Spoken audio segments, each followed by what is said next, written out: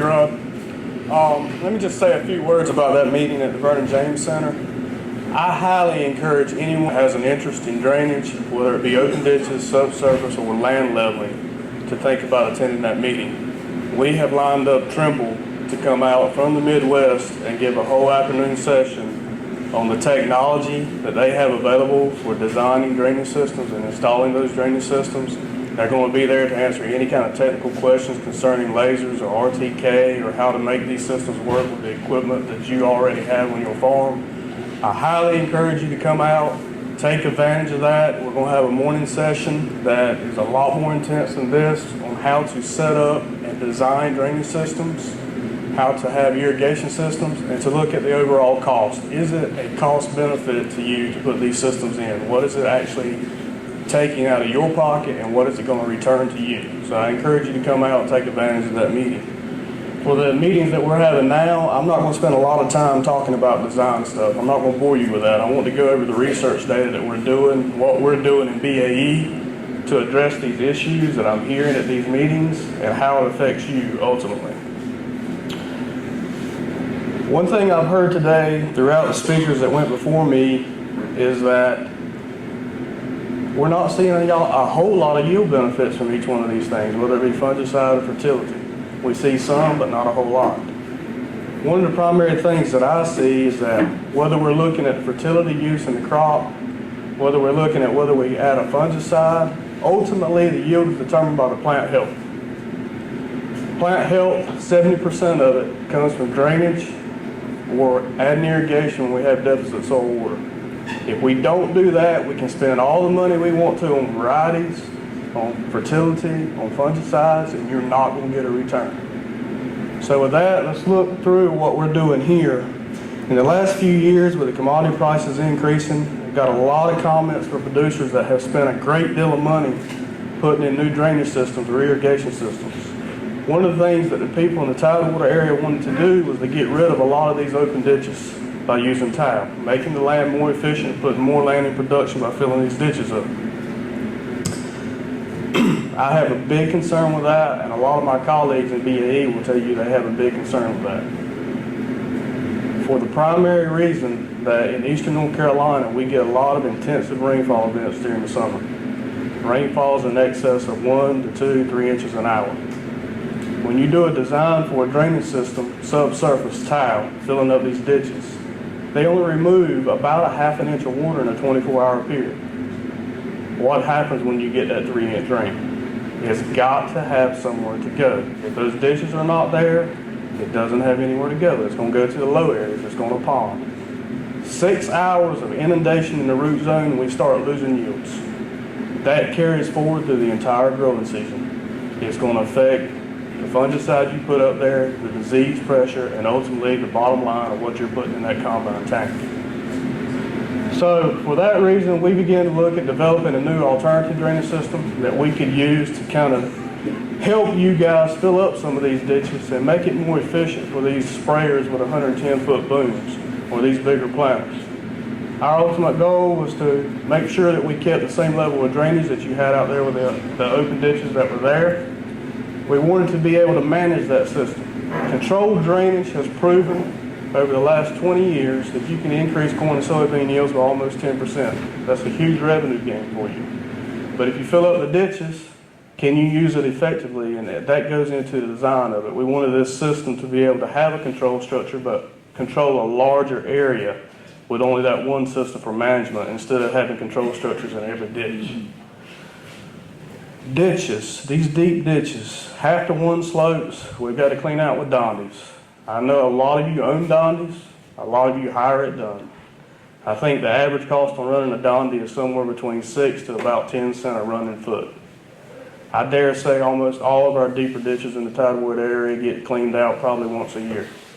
How much does that cost you in annual inputs to clean those ditches out? We wanted a system that would reduce that. Also, I mentioned the rainfall. We all know we've got that variability in rainfall. Some of us would say it's getting worse. We need a system that would make sure we have some safeties in guard to deal with that. Again, our objectives, course, water quality is a big issue. We hear that constantly. We've got the situation with the refuge down here. They're trying to do fire prevention, water quality over there too. We got to deal with that. We want to do what's best for the environment. We need to make sure that the people know we're doing that.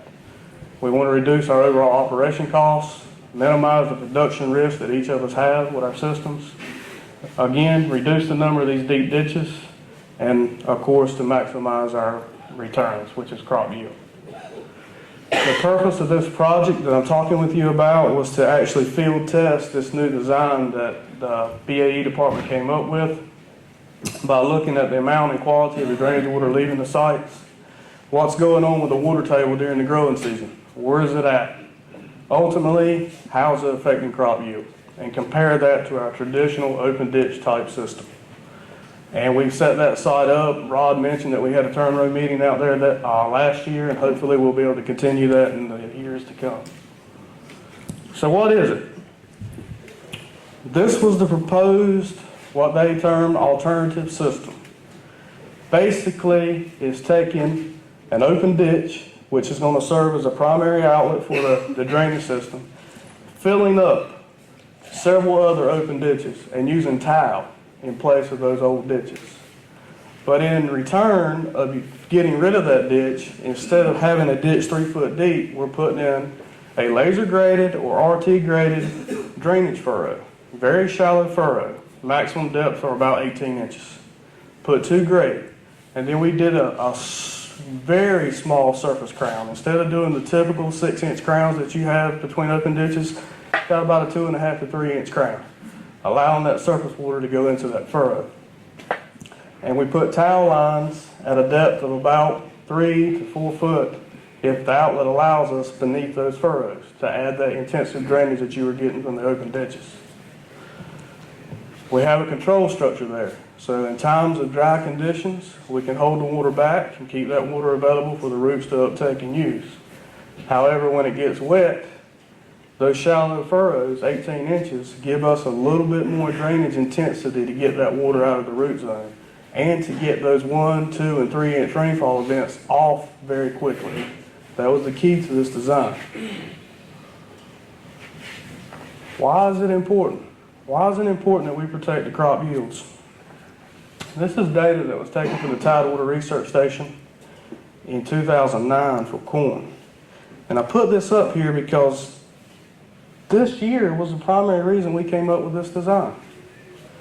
You look at the growing season for corn, we got started off pretty well. We put in controlled drainage based on the state requirements at about 2 foot in depth. And that's that red line that you see going across. We got into rapid growth stage just before tasseling, and we went through an extreme period of drought. The control structure, if you look at this, that was employed at Tidewater, affected that gray line. That's what happened to the water table. The difference between the gray and the black line represents draining the site consistently versus holding the water back. We conserve water there. That was used ultimately in pollination and ear field. Then we get up to where we are filling the ear and the weather pattern changes drastically. The amount of rainfall we got during that period was excessive, caused a lot of stresses on the plant. We didn't change the controls. You see what happened with the gray lines? We actually got wet stress conditions using controlled drainage at that point. This new system uses those shallow furrows to get that water off and increase the drainage intensity only in the root zone area. So that was the reason we came up with that design that we wanted to test. 2014, we took a site where I had done some earlier work on precision grading with just shallow ditches, no additional subsurface drainage, and added towel lines at 42 inches deep, perpendicular to these furrows, and we regraded those furrows with RTK equipment to set this up. First year was corn, 2014. I dare say that was a significant difference in yield. It showed a lot of promise to what this system was going to be able to do and perform for you guys. That map tells the whole story. I don't need to say a whole lot about that. We got to wheat in 2015. We didn't run controlled drainage during the wheat crop because we got naturally high water tables. We needed to make sure we had a dry root zone for the wheat to grow. And what we got was between the open ditch system and the new system, almost identical yields. From a research standpoint, that's what we were looking for. That showed us that the system was functioning and functioning well. 2015, I heard it mentioned earlier about all the seed damage and deductions that everybody saw in 2015 when we harvested beans because of the damage. The difference in yield between those systems was almost 5 bushels. Weren't a great yield. I weren't happy with 37 bushels per acre, but I was a lot happier with 37 than I was 32. The system was functioning and handling the water. 2016 comes along, and we decide to make a few changes to these drainage systems based on things we were seeing in the field. First and foremost, that primary outlet ditch, supposed to be 3.5 foot deep. You guys are digging them out with Dondies. Well, when you put drain lines into a ditch that has no vegetation on it, you got to dig it out too. The maintenance issue became very apparent that this was not going to work. We leveraged some funds. We decided that we were going to go back in and redesign this. Instead of having that open ditch, we put in a main. Put in a brand new tile main in the bottom of that ditch and tied all those laterals to it, covered that ditch up, and run a RTK furrow right down the top of it so we can handle the surface water. Put a rock berm at the outlet control structure, so we've got a main sitting right at the outlet control structure where we can hold that water back and still control it. Reran it in 2016. This system has worked flawlessly. You've got a picture on the lower right hand corner of that system now. There is no erosion problems within that ditch. The tile is outlined right at that structure. You can't see it, it's below the structure, below the rocks that are under there. But as far as maintenance, we're very pleased with what we're seeing here. We have not had to clean these furrows since we put this system in. We did have a problem though. On the outlet structure, we decided we were going to purchase one of these new gates that would automatically adjust the level at the outlet and drain. We ordered it. We had to have it specially made because we're measuring the flow coming out of the system. So there's 2 weirs put in it. How many of you remember what happened on May the 27th through June the 7th of last year? A lot of us had corn planted. A lot of us had soybeans in the ground, and some of you in this room were trying to pick wheat. And if I recall correctly, we had about 10.5 inches of rain in a 10-day period. Eastern Beaufort County saw a significant loss of corn in some cases where they were at VT when that came, a total loss. This particular site, we were at about V3, V4. The stalks began to turn yellow. We thought we were going to have a significant loss. So what did I do? I went out and pulled every control board we had and let these systems drain at their maximum intensity. This was on June the 1st, June the 2nd when it started raining. That gate was supposed to be in. The gate didn't show up until July the 1st. So what did I do? It's 10 inches of rain the 1st of June. The crop starts recovering, takes back off. There's no way it's going to quit raining, right? I didn't put the boards back into the shallow system here. I already had one of these gates for our controlled drainage treatment on that site, so we just closed them after we got the water table down to where we were. It weren't going to quit raining. I didn't need to catch any additional water. I just left the boards out. July 1st, I put this gate in. We got about 1 inch and 2/10 of water from the time I put that gate in to the end of the growing season. Not enough to ever get runoff or drainage coming through that system. So basically from June the 1st through the end of the growing season, I wasn't able to capture any water or reuse it for this shallow system. So basically what we've got a comparison of is the system operating just like a deep drainage system did. So this year we're looking at what happened with the yields. Was it sufficient? And here's what we had. This is the water table data for that site of that system compared to the deep system. You'll see at about day 150 is when that rainfall started. Got a lot of ponding conditions and a lot of saturation in that top foot. We had significant damage to the yield with that crop at that point. But all of them, all the systems out there responded well when the boards got out. We dropped the water table down. Where I made the mistake was at about day 160, when that water table got to 0.4 meters, which is about 2 foot, we didn't put the boards in. Who would have dreamed after getting 10 inches of rain it was going to stop?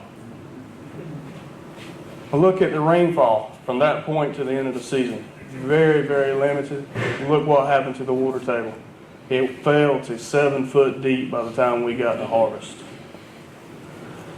As a result of the wet stresses early on, then we get into pollination and near field, and we were in drought. Does anybody else remember what happened to the average daily temperature during July? How many consistent days above 90 degrees did we have? A lot. Fusarium stalk rot and charcoal rot is triggered by dry conditions and high temperatures at reproduction. Guess what happened on this site? Rod, if you would.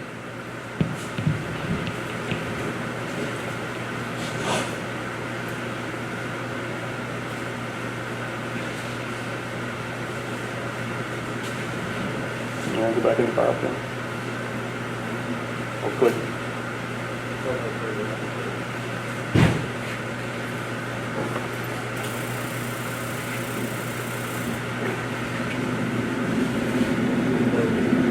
And you just drag it over to the window.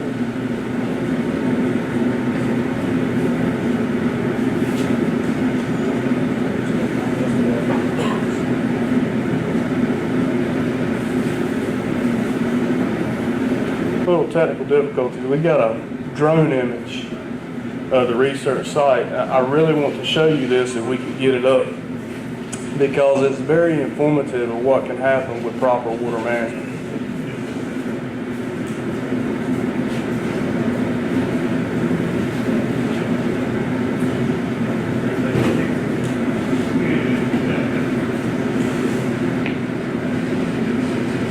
Move your cursor over, Rod, so you can just pull the video over. Your cursor came over a while ago, maybe I'll just drag it over.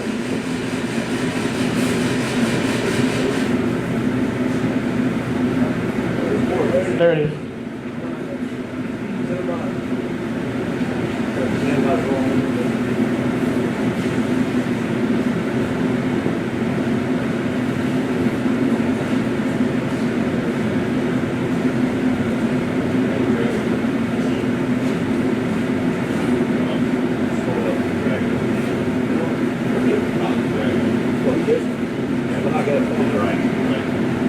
There you go. Okay. Just maximize it there and then hit play.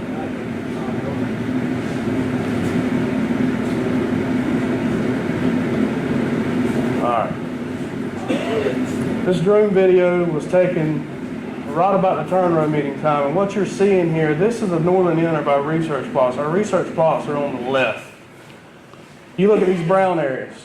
This is fusarium and charcoal rot.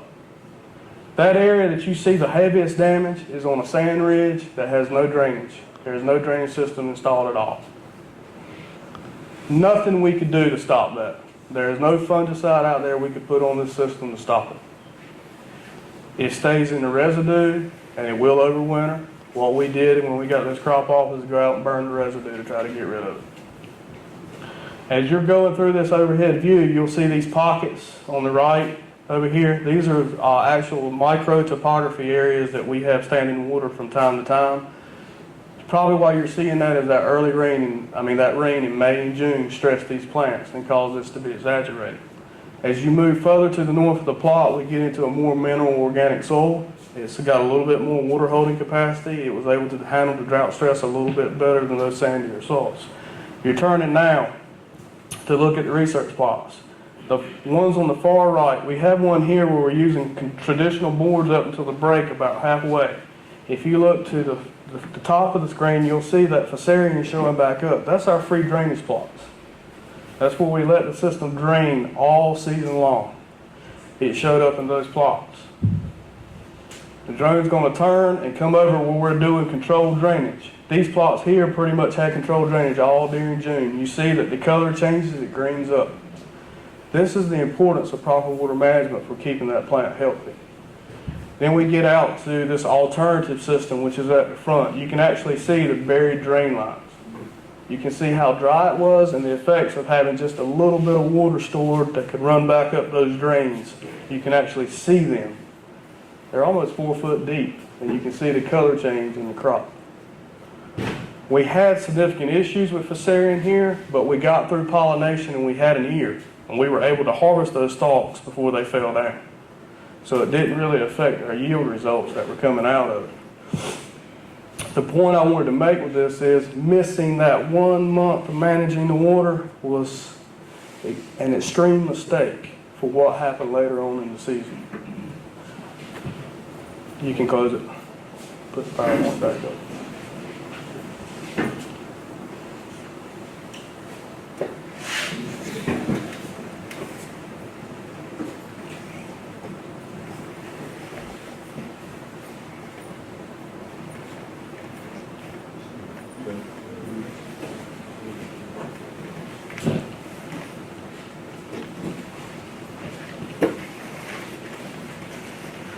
However, yield results 2016.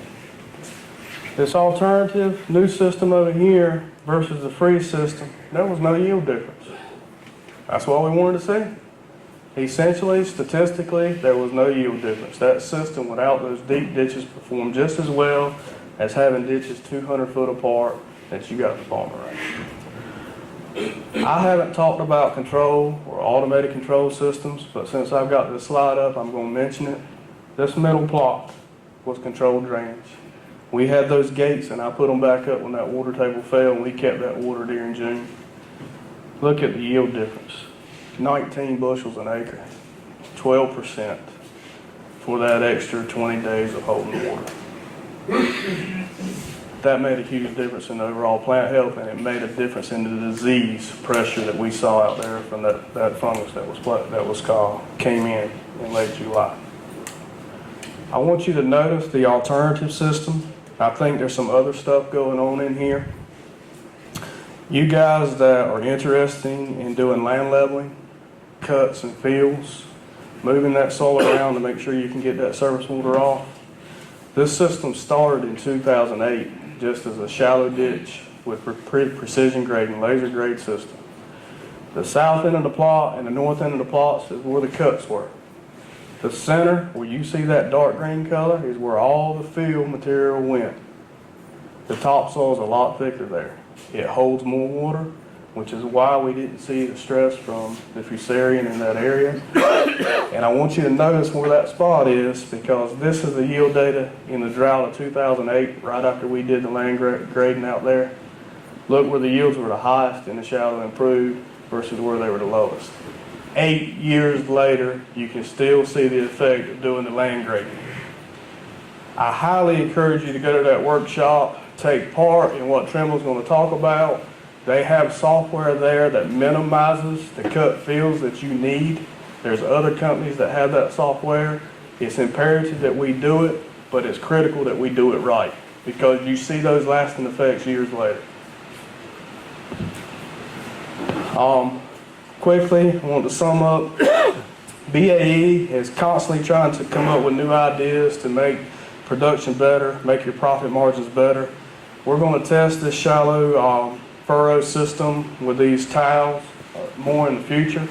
We've installed a new system, but with a caveat. The Midwest, the Southeast, Texas, California, all of them are having problems with water. If we irrigate, it costs us money to turn those pumps on. You got to put a center pivot up, it costs you money to install it. What we're trying to do with this new system that we're going to be testing in the future is to be able to reuse the natural drainage water. So in late May and June, when that big rain came and all that water ran off, we're going to try to capture that water. When we've got it available, when we got into that period of July, to pump it back into the system and reuse it. It's a water reuse project, but we're putting this hybrid alternative drainage design into place. We've got a pond set up. We're going to catch all the runoff coming off of that site and hopefully be able to use that when we get to those drier periods during pollination or pod fill for soybeans and reuse that water.